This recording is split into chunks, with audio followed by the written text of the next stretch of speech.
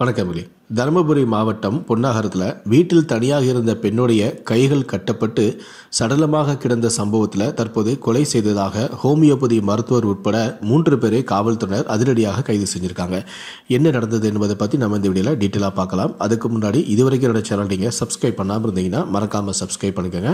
கூடவே அந்த பெல் சிம்லையும் மறக்காமல் கிளிக் பண்ணுங்கள். ஃபேஸ்புக்கில் பார்த்தீங்கன்னா பேஜை லைக் பண்ணுங்கள், ஃபாலோ பண்ணுங்கள். தருமபுரி மாவட்டம் பொன்னாகரம் இந்திரா நகர் பகுதியை சேர்ந்தவர் தான் குணசேகரன். இவருடைய மனைவிதான் சுமதி. இவங்களுக்கு வயது 45. கணவன் மனைவிக்கு இடையே ஏற்பட்ட கருத்து வேறுபாடின் காரணமாக கடந்த 10 வருடமாக கணவனை பிரிந்து தனியாக தான் சுமதி வசித்து வராங்க. இந்த நிலையில தான் அரசு மருத்துவமனையில் காசநோய் பிரிவில் தற்காலிக கிராமப்புற உதவியாளராக அவங்க சுமதி பணிபுரிஞ்சிட்டு வராங்க. சுமதிக்கு 2 மகன்கள் இருக்காங்க. 2 பேருமே ஓசூர் இருக்கக்கூடிய ஒரு தனியார் கம்பெனியில் வேலை செஞ்சுட்டு வராங்க. ஸோ இதனால் சுமதி மட்டுமே அந்த வீட்டில் தனியாக வசிட்டு வராங்க. எப்போவுமே சுமதி காலையில் 6 மணிக்கெல்லாம் எழுந்திரிச்சிட்டு வீட்டு வேலைகளெல்லாம் செய்வாங்க. இந்த அவங்க வீட்டு வேலை செய்கிறதெல்லாம் அக்கம் பக்கத்தில் இருக்கிறவங்களுக்கு அந்த சத்தம்லாம் கேட்கும். ஆனால் அன்னைக்குன்னு பார்த்தீங்கன்னா காலையில் ரொம்ப நேரமாகியும் வீட்டில் எந்த விதமான சத்தமும் கேட்கல. இதனால் அக்கம் பக்கத்தில் இருந்தவர்களுக்கு சந்தேகம் ஏற்படுத்திருக்கு. இதனால் கதவை திறந்து பார்த்துருக்காங்க. அப்போ சுமதி வீட்டில் சடலமாக கிடந்ததை கண்டு அதிர்ச்சி அடைந்திருக்காங்க.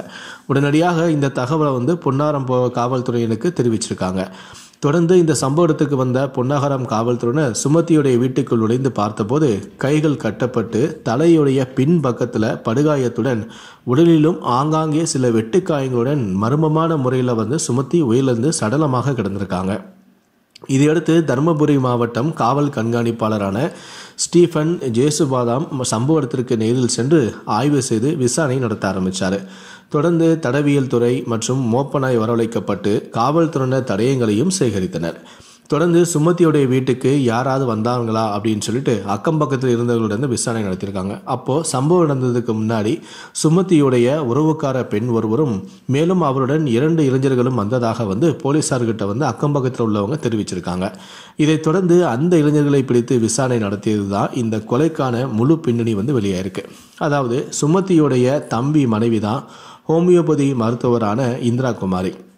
இந்திரா குமாரியுடைய தம்பி தான் அரவிந்த். அவருடன் இன்னொரு இளைஞர் வந்தார்ல, அது அரவிந்துடைய நண்பரான சக்தி. இந்த 3 பேர் தான் அந்த கொலை நடந்த அன்னைக்கு அந்த வீட்டுக்கு வந்திருக்காங்க. இது போலீஸாருடைய விசாரணையில் தெரிய வந்திருக்கு. எதுக்காக இந்த கொலை நடந்திருக்கு அப்படின்னு பார்த்தீங்கன்னா, ஹோமியோபதி மருத்துவரான இந்திரா குமாரி சென்னையில் பயிற்சி எடுத்துகிட்டு வந்துட்டு இருக்காங்க. அவங்க சென்னையில் பயிற்சி எடுத்துகிட்டு வரும்போது ஒருவருடன் அவங்களுக்கு தொடர்பு ஏற்பட்டிருக்கு. தன்னுடைய தம்பி மனைவி வேறு ஒருவருடன் தொடர்பில் இருக்கிறது தெரிந்து நாத்தனார் அவங்கள கண்டிச்சிருக்காங்க.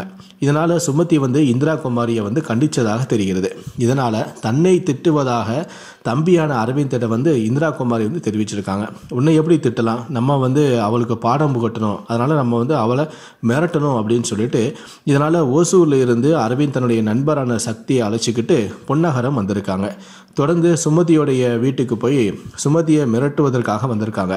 கத்தியும் வாங்கிட்டு வந்திருக்காங்க. அப்போது அங்கே மிரட்டுவதற்காக சுமதியுடைய கழுத்தில் கத்தியை வைத்து மிரட்டிட்டு இருக்கும்போது அவங்களுக்குள்ள வாக்குவாதம் ஏற்பட்டிருக்கு. இதனால் ஆத்திரமடைந்த அவருடைய தம்பியான அரவிந்த் சுமதியுடைய கழுத்தை அறுத்திருக்காரு. மேலும் கைகளையும் சில வெட்டுக்காயங்களையும் ஏற்பட்டிருக்கு. அதுக்கப்புறம் அவரை கொலை செஞ்சுட்டு அங்கேருந்து தப்பி ஓடிருக்காங்க. இதுதான் நடந்துச்சு அப்படின்னு சொல்லிட்டு இந்திரா குமாரியோடைய தம்பியான அரவிந்த் காவல் நிலையத்தில் ஒப்புதல் வாக்குமூலம் கொடுத்திருக்காரு.